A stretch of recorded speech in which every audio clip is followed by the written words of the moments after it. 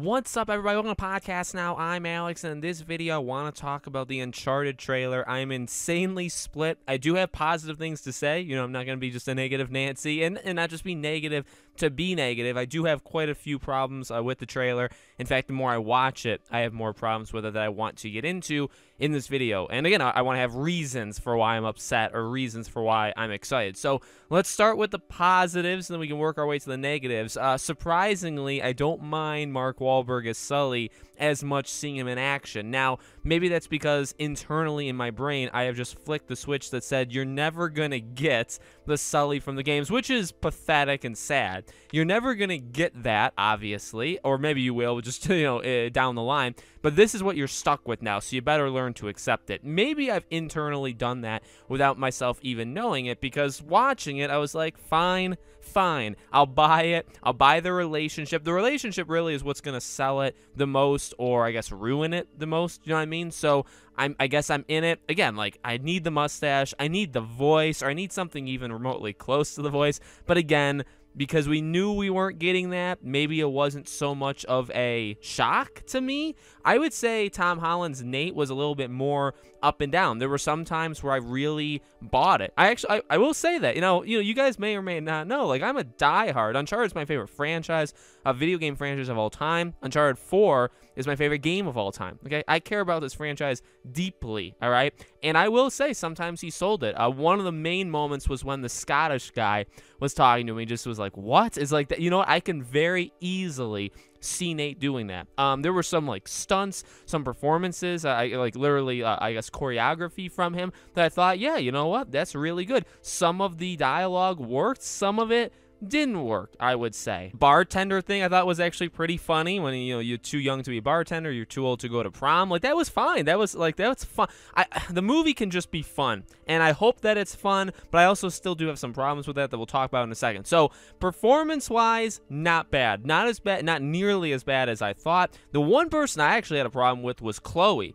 Chloe, what's interesting about her, which maybe is why I'm not exactly happy with what they've done, is she looks good. Like, she looks like Chloe, but I just don't get the vibe or voice from her. Now, again, you could say, well, Alex, Tom Holland doesn't sound like Nate, and Mark Wahlberg doesn't sound like Sully. True, but do they exactly look like them either? So, again, that goes to the whole, well, they're so far away from what we would expect anyway that we kind of just give them passes on everything. For Chloe, it's like, well, you have the looks. You really do. Like, you nailed, I would say, what a young Chloe would probably look like. But then the voice and just how she's acting. Now, granted, it's a trailer, right? And we don't get that much from her. But I'm just, it's just observations based on the trailer. That's all we can do. So I'm not exactly happy with Chloe. But then again, the set pieces looked awesome. They looked big. It looked like Uncharted when he was, I believe, it looked like he was chasing Chloe on the building. Like, that looked like Uncharted.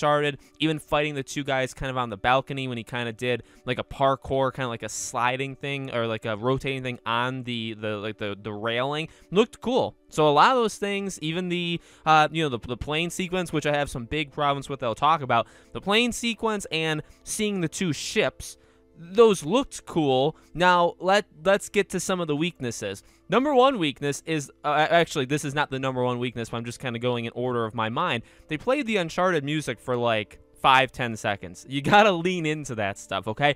And really, what I'm about to say is, I guess this applies to all of it. You have a perfect blueprint for Uncharted, okay? For Uncharteds that already exist. Because Uncharted 1 through 4, even Lost Legacy, even Golden Abyss, are amazing games. And yes, that's biased, that's my personal opinion, but you're making these movies because those games succeeded. So let's not kid ourselves and pretend like they could do a better job at these games. They absolutely could not. I don't think anybody would ever say that out loud. You know what I mean? So the games are the games. I've always been semi on this movie's side because they're doing a prequel. And it's like, okay, well, you have some prequel stuff. You have the young Nathan Drake scene from 3 when he meets, Sully. And then you have 4, which really establishes the Sam dynamic and, the changing of the name and all that stuff, right? So you have a blueprint, but you don't have a big one. I mean, you really can do whatever you want to a fair extent before Uncharted 1, okay? You have that open to you. So tell me, guys, why in God's name are you using 3 and 4? So I'm upset with that, big time. I don't understand why the planes, now, we knew the plane thing was going to be in it, but I didn't think it was the plane from 3. I thought it was just like a different plane. It literally is the plane sequence from 3. So why are you jumping? Now, here's the thing. What I'm about to say, it's stupid. It's not actually true. I was going to say, why are you jumping to Uncharted 3? Why are the 2 ships that you fight when you do the sword fight at the end of 4, when you save Sam and you escape? Why are those 2 ships in this movie? Why are you jumping to 4? Now, the answer to that is, Alex, they're not jumping at all. And that's the problem, guys. That's the problem. What they have done here is they want to make a prequel because they probably don't want to upset too many people who like the games. They probably do know the games are rock solid. You can't do it any better. But you know what? There is creative freedom to doing a prequel. And granted, there is. And granted, they can do whatever they want. And they are doing a lot of different things in the trailer, which I think is completely fine. Okay? You can establish we've never seen the first relationship between Nate and Chloe. We've never seen that before. I'm completely fine with them giving us that. Okay? But if you're going to rewrite the history books, stop right now. Stop. It's not going to work, in my opinion. I don't get it. I don't understand. Well, I do understand, because even people like on the YouTube comments would say it. What they're basically trying to do is they're trying to pick all of the major big set pieces or cutscenes or, you know, big action events. They're picking those that people like know, specifically some from 3 and 4, and they're just throwing it in this movie just for fun. And, you know, it's because of the spectacle. It's because it's big. It's because it's like and it's like, okay, but no, you're not. You know what? I'm gonna gatekeep. I'm gonna do whatever term or word you want to label on me. I don't care at all. What you know, what those people that would say that to me think. I don't care at all. This movie doesn't need to do that. Who said that this movie needs to use Uncharted 3 set pieces in a goddamn prequel movie? Why is that happening? So I am getting mad. You know, when I watched the trailer first, you know, I literally woke up. I went on Twitter, so my eyes were like blurry. I couldn't see like half, and I watched the trailer, and I was like, fine, this trailer's fine. But then I watched it like 2 more times, and I was like, wait a second. Well, I knew the plane thing. I was already kind of boiling, heated wise from that. And I was like, did they show the 2 ships from 4? Like, was that in the trailer too? And then I watched it a couple times, like, yep. So they're just picking things. So, like, are we going to get the cruise line? Is that going to happen here too? Like, why are we going to go to Shambhala? Why are we doing this? Make a prequel. Make that relationship between Nate and Sully, which, by the way, I pray to God that bar scene, which it doesn't look like it, granted, but I pray to God that bar scene is not the first time they meet each other, because you have their first interaction in the video game. Do not make your own version of what happens with these two in terms of how they meet. I'm sorry. This, you know, and maybe I'd be less like confrontational, or I'd be more tolerant of this stuff if it wasn't a franchise I love so much. But I think I'm being fair. You know what I mean? People could say, well, Alex, it's a movie. They can do whatever they want. But the point is, you know, they casted these characters and they made this movie under the premise that they're huge, and Tom Holland's even said it, they're huge fans of the game.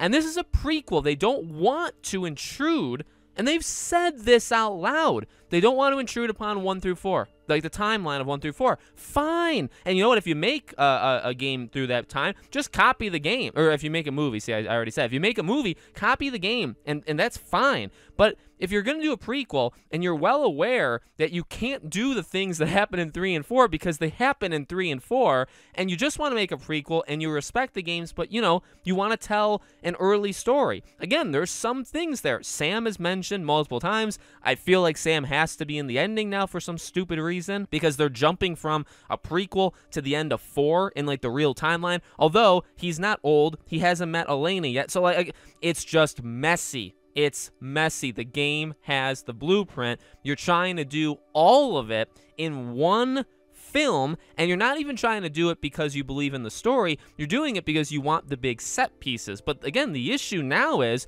you're not a prequel movie anymore. You've intruded upon where the games are, and you've kind of rewritten it. And it's like, what you want to make. And also, by the way, if this movie succeeds, which is probably like a 50-50 shot, you know, you're going to make sequels to it. What are you going to do now? Because are you going to use 3, like the father-son relationship between Sully and Nate? You can't use the plane scene because you used it in your first goddamn movie. So it doesn't make To me, it doesn't make any sense. So I hate that. I will say that. I despise that. I think, again, I'm sure there'll be people that say, Alex, it's just these scenes, it's fine. It's really not, though, because they're trying to do everything. They're just taking scenes from 3 and 4, but you didn't want to do that. The whole point was you weren't going to do that, and you were just going to be a prequel movie. And also, by the way, do we not have creativity? Actually, the #1 clapback to that, you know, somebody says, well, they're just using the scenes, and it's okay to be in more than one thing. It's not, but I guess my main thing coming back to it is, are we not creative enough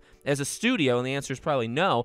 That studio, the team that made Uncharted the movie, are they not creative enough to make their own set pieces? It's literally the same thing as race swapping, gender swapping, all that stuff. Can you not just make a character that, so you want to race swap, right? Can you not just make a unique black character? Is that like impossible to do? The answer is yes. Hollywood doesn't have, you know, creativity. It's the same thing, I would argue, here. You can make your own, like, literally Naughty Dog made these things. They didn't exist before. So can the movie studio not, and I don't even know, like, come up with some gigantic set piece that you want to do, right? Maybe like a sinkhole thing. Now that's kind of, I guess, been done in 4 a little bit, but not really. Make like a sinkhole set piece thing and have that be in your movie. Like, you can have major set pieces like the plane in 3 or the train in 2.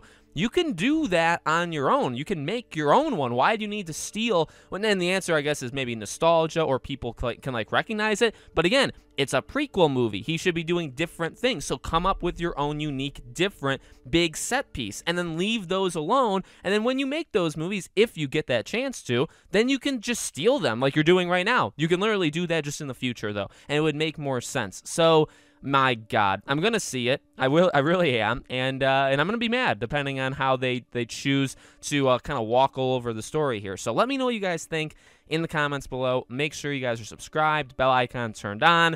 Thank you for watching. I really do appreciate it. I hope to see you all on the next video.